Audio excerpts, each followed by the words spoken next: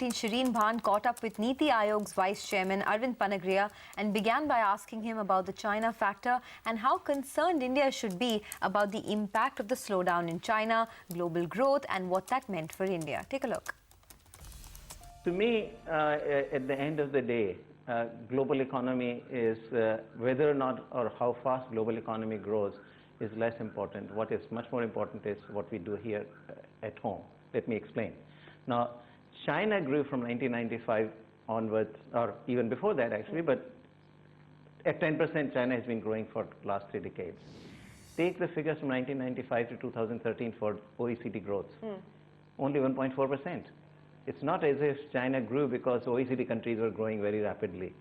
It was because China did the right things, and its own share in the world markets merchandise exports rose from 2.3% in 1992 to today more than 12%. That is what we need to do.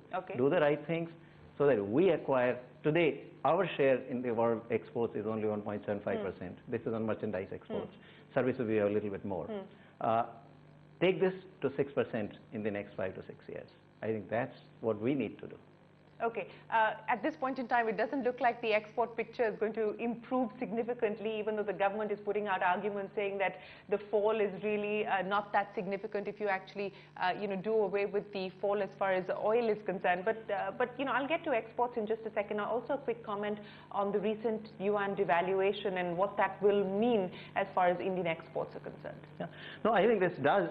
Obviously, if yuan depreciates and therefore we relative to yuan appreciates, it does impact our ability to export to the markets where we are actually competing with China. It's not only relevant for the Chinese market, but it's also relevant for the third markets where we are competing against China. So it certainly matters. And in that context, clearly, part of the reason our exports are doing not quite very well is that rupee actually, though it may not have appreciated a whole lot against the dollar, against a lot of the other currencies, it has appreciated in real terms particularly. So what do we do then? What do we do in terms of being able to enhance competitiveness? Because we cannot tinker in the foreign exchange market. What can be done? We are of course looking at safeguard duties, anti-dumping duties to try and prevent cheaper imports from coming into India. But what do we do about our own competitiveness? No, in the end we have to look at the world markets. I think the domestic market, some protection can turn you a little more competitive, but ultimately it is the world markets where we have to go.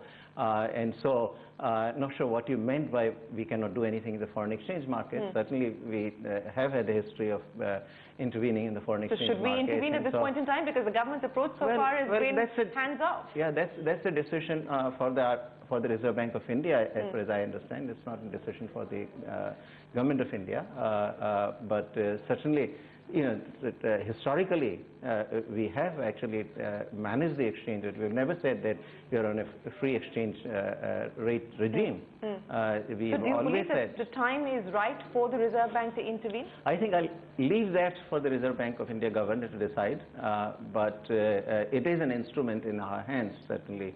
I'll say that. But I think the exchange rate is our kind of primary instrument in the short run. In the longer run, there's a lot of other things we need to do to ensure that our manufacturers actually are able to compete in the world market. All right, that's how we can become a little more competitive on the export front.